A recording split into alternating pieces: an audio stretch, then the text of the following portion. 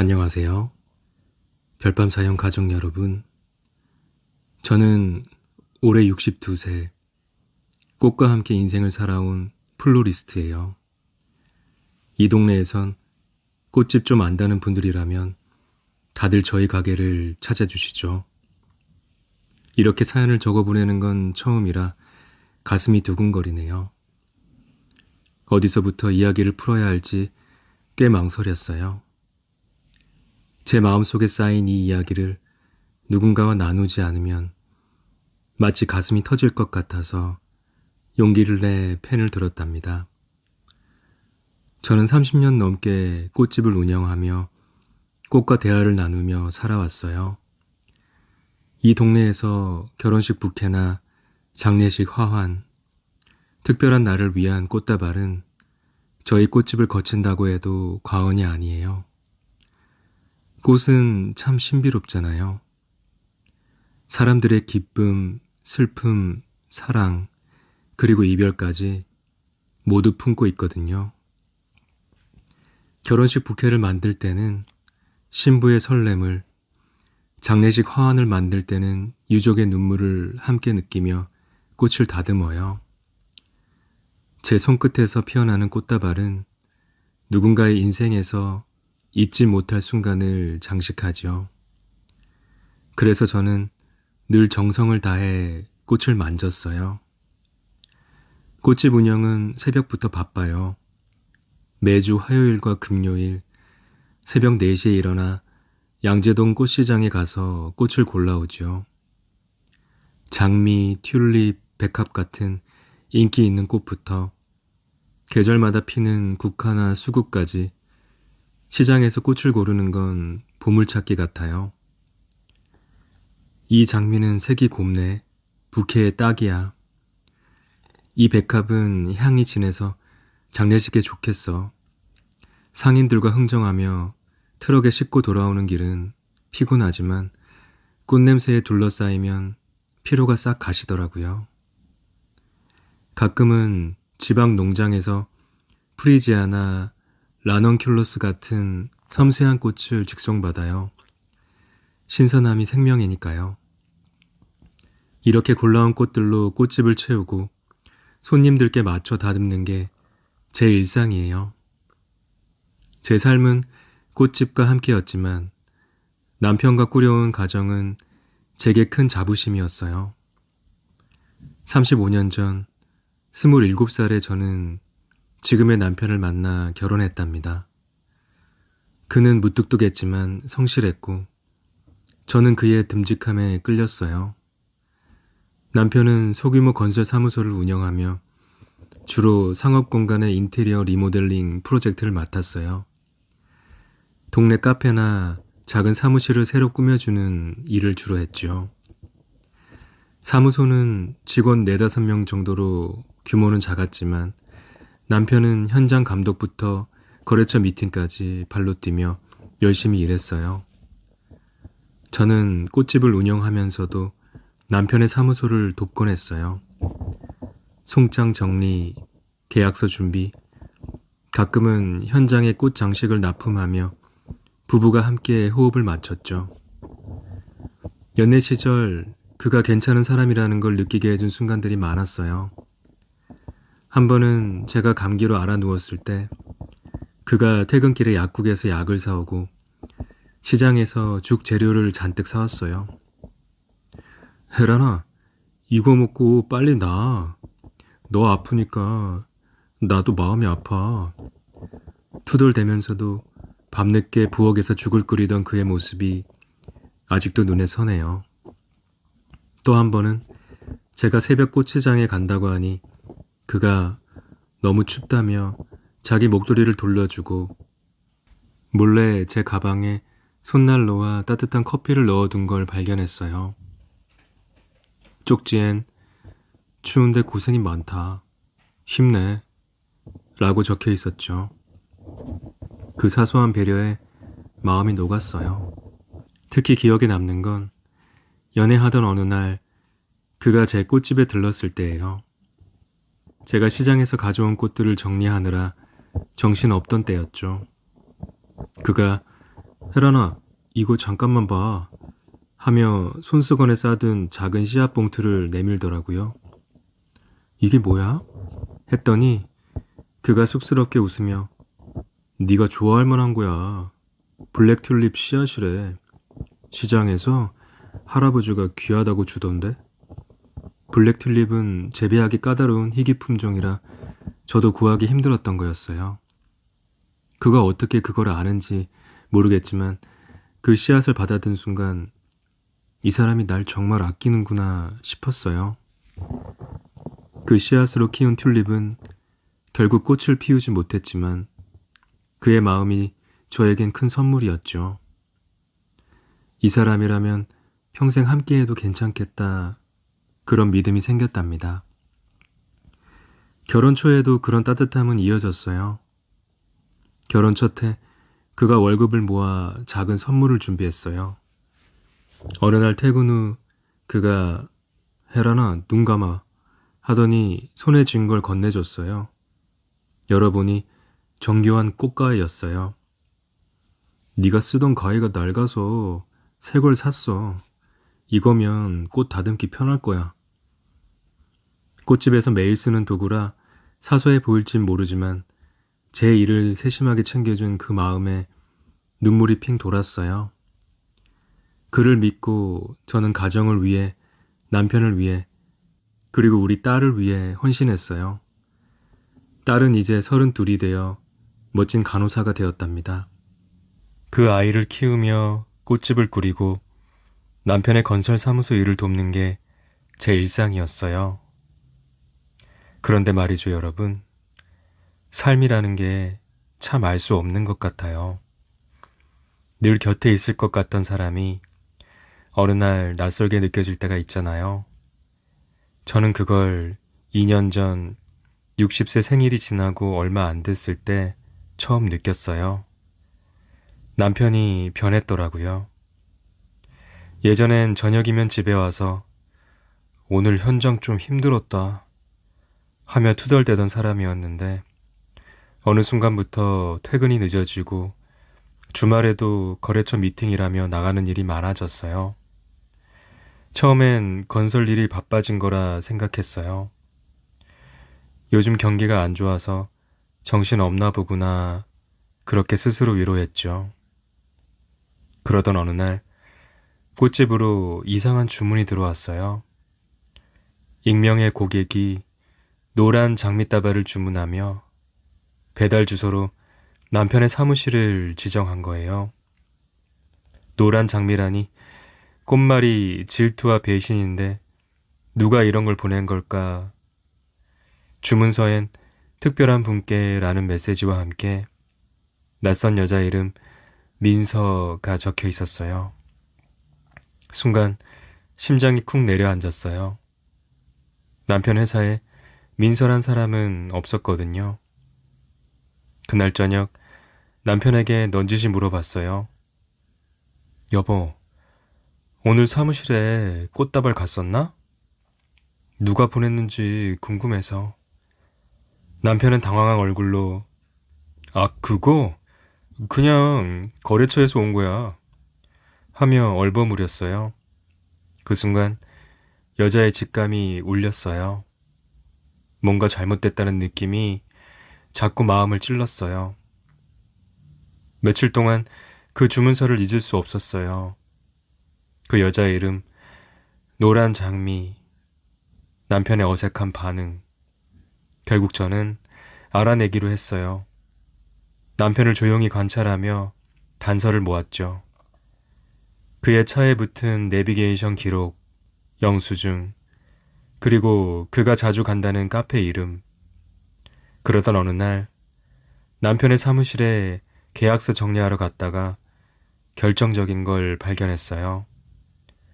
그의 책상 서랍에서 작은 메모지가 떨어져 있더라고요. 거기엔 그 여자의 필체로 오빠, 지난주 호텔에서 보낸 시간 잊지 못해. 다음에 언제? 라고 적혀 있었어요. 순간 숨이 멎는 줄 알았어요. 호텔이라니 이건 단순한 오해가 아니었어요. 그 메모지를 손에 쥔 채로 집에 돌아와 그녀의 SNS를 확인했어요. 그녀는 남편의 건설 사무소와 거래하는 인테리어 업체의 대표 42살의 이혼녀였어요. 명품 가방을 들고 고급 레스토랑에서 찍은 사진을 올리며 행복한 삶을 과시하더라고요. 남편과 찍은 사진은 없었지만 두 사람이 함께 갔을 법한 장소의 사진이 시간대별로 겹쳤어요. 예를 들어 남편이 야근이라고 했던 날, 그녀가 올린 강남 호텔바 사진의 날짜가 딱 맞아떨어졌어요. 그제야 모든 퍼즐이 맞춰졌어요. 그래, 그 여자가 내 남편과 그렇게 놀고 있었구나. 그 순간 분노가 제 안에서 끌어올랐지만 소리를 지르기보단 뭔가 해야겠다는 생각이 들었어요. 저는 플로리스트잖아요. 꽃으로 사람의 마음을 전하는 게 제 일이에요. 그래서 결심했어요. 내 방식으로 꽃으로 이 배신을 드러내겠다고요. 그날 밤 꽃집 작업실에 앉아서 남편에게 줄 특별한 꽃다발을 만들었어요. 붉은 장미 대신 노란 장미를 넣었어요. 노란 장미의 꽃말은 질투와 배신이에요. 여기에 상처투성이의 마음을 뜻하는 검은 백합, 그리고 거짓된 사랑을 상징하는 붉은 튤립을 더했지요. 꽃다발 중앙엔 작은 카드를 숨겼어요. 거기엔 이렇게 썼어요. 당신의 비밀, 내가 다 알아. 다음날 남편이 집에 왔을 때 저는 그 꽃다발을 건넸어요.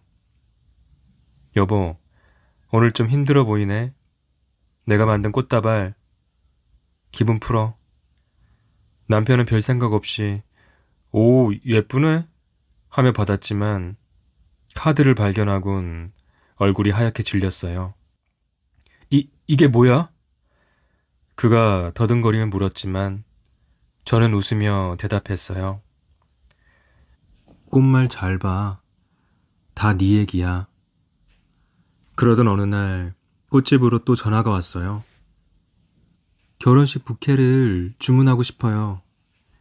전화를 건 사람은 그 여자였어요. 그녀는 곧 결혼식을 올린다며 화려한 부케와 연회장 장식을 주문하더라고요. 작년에 친구 결혼식에서 본 부케가 정말 예뻤어요. 그때 들어보니 여기서 만든 거라던데, 그래서 꼭 부탁드리고 싶었어요. 그녀의 말에 저는 잠시 멈칫했어요. 친구 결혼식? 아, 작년 가을에 했던 그 화려한 부케 주문이 떠올랐죠. 순간 가슴이 철렁했어요. 그 여자가 내 남편과 관련이 있는 걸까? 아니면 다른 사람과 관련이 있는 걸까? 혼란스러웠지만 저는 차분히 대답했어요.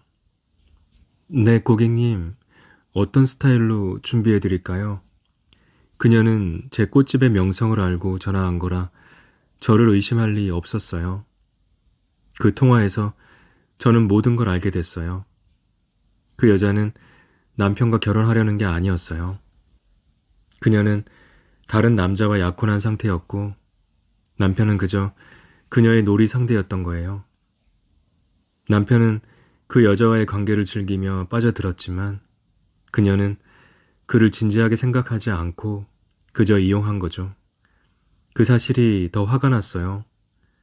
내 남편이 이렇게 어리석게 그녀의 장난에 놀아났다는 게.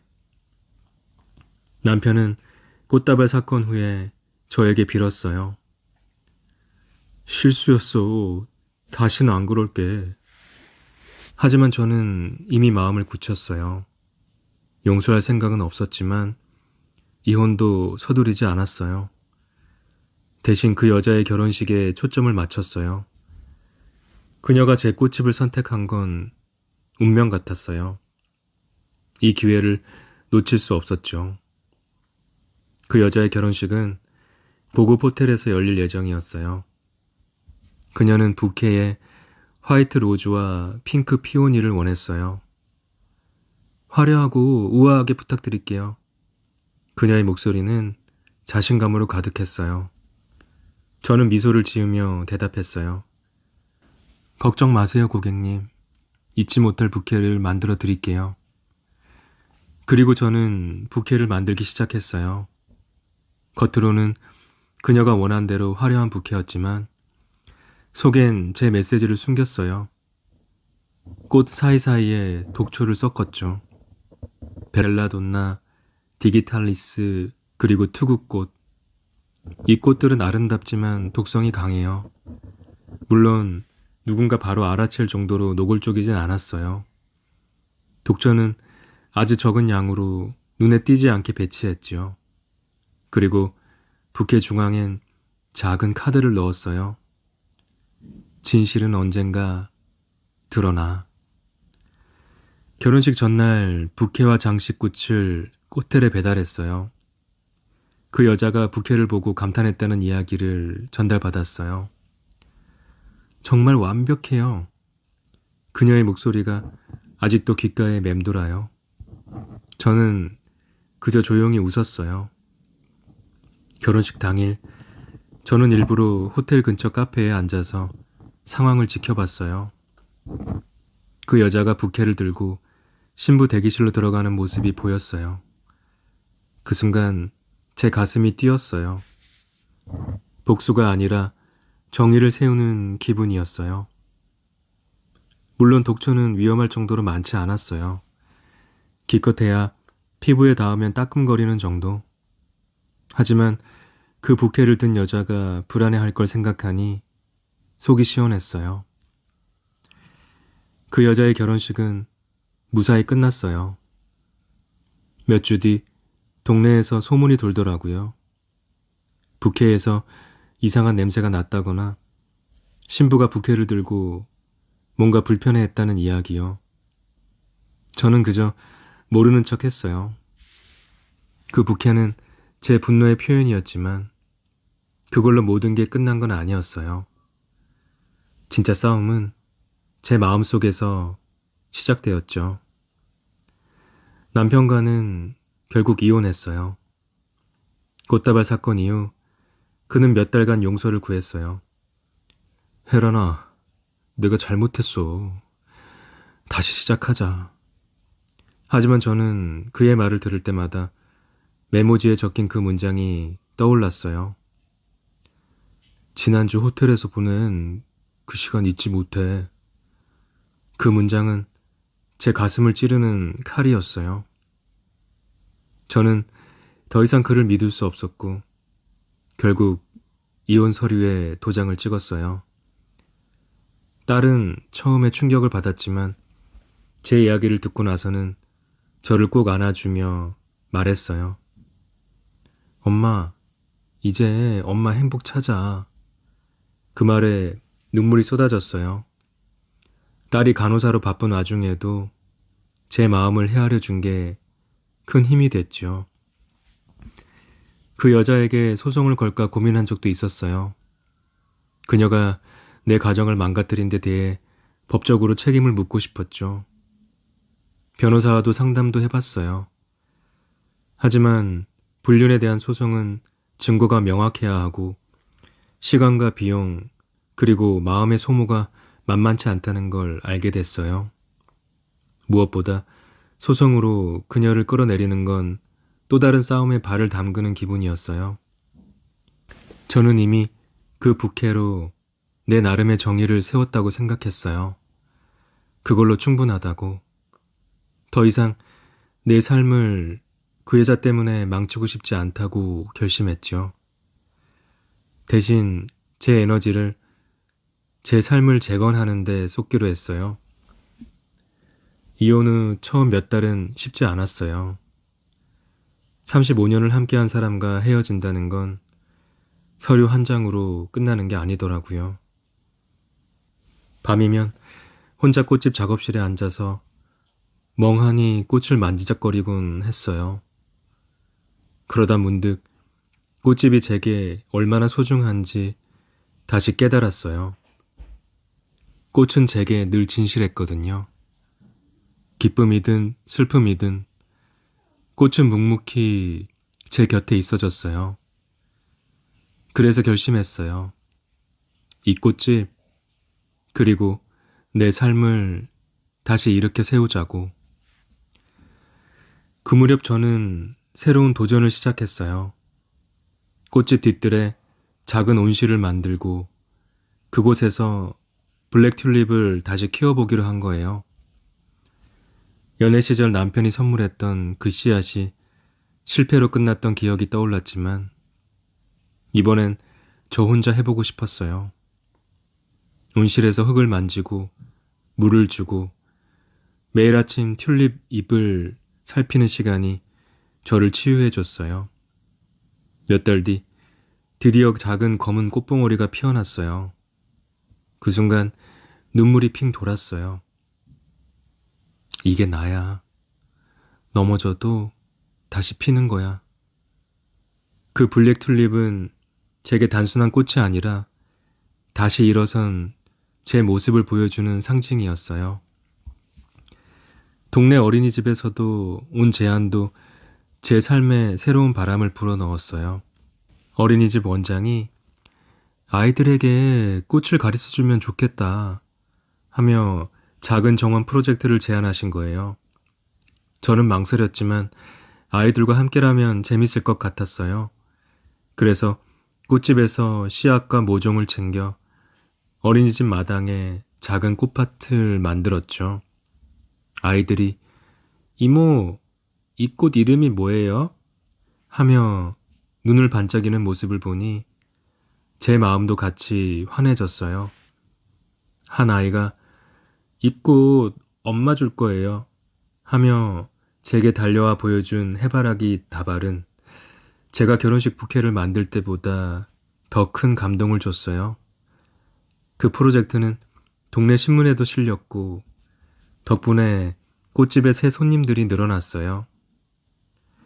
혜란 씨 꽃집은 진짜 다르다 하며 칭찬해 주시는 분들을 볼 때마다 제가 다시 뿌리를 내리고 있다는 느낌이 들었어요. 딸과의 시간도 제게 큰 위로였어요. 어느 주말 딸이 갑자기 방문해서 저를 데리고 근교로 드라이브를 갔어요. 차 안에서 딸이 엄마, 요즘 얼굴이 훨씬 밝아졌어 라고 하더라고요. 정말? 했더니 딸이 웃으며 엄마가 꽃이랑 같이 있는 모습이 제일 예뻐. 그 말에 저도 모르게 미소가 지어졌어요. 드라이브 중 들른 들판에서 딸이 제 손을 잡고 엄마, 이제 우리 둘이 더 자주 이렇게 놀러 와야지 라고 했어요. 그 순간 저는 비로소 자유로움을 느꼈어요. 남편의 배신으로 무너졌던 내 삶이 이제는 꽃과 딸, 그리고 동네 사람들로 다시 채워지고 있었죠. 이혼 후 1년이나 지난 지금 저는 혼자지만 외롭지 않아요. 꽃집은 여전히 제 자랑이고 매일 아침 온실에서 블랙 튤립을 보며 하루를 시작해요. 동네 분들은 여기 꽃은 다르다며 여전히 저를 찾아주시지요. 그 여자에게 보낸 그 부케는 제 인생의 작은 반란이었어요. 후회는 없어요. 그 사건은 저를 더 강하게 만들었고 내 삶의 주인이 나라는 걸 깨닫게 해줬어요. 어린이집 아이들과 꽃밭을 가꾸고 딸과 주말을 보내고 동네 어르신들에게 꽃다발을 건네는 지금이 제게 진짜 행복이에요. 별밤 사연 가족 여러분, 제 사연이 조금 충격적이었을지도 모르겠네요. 하지만 저는 이 이야기를 쓰면서 제 마음을 정리했어요. 꽃은 여전히 제 친구고 저는 앞으로도 꽃과 함께 웃으며 살아갈 거예요. 여러분도 각자의 방식으로 상처를 치유하고 자신만의 꽃을 피우시길 바랄게요. 그럼 지금까지 제 긴 사연 읽어주셔서 감사합니다.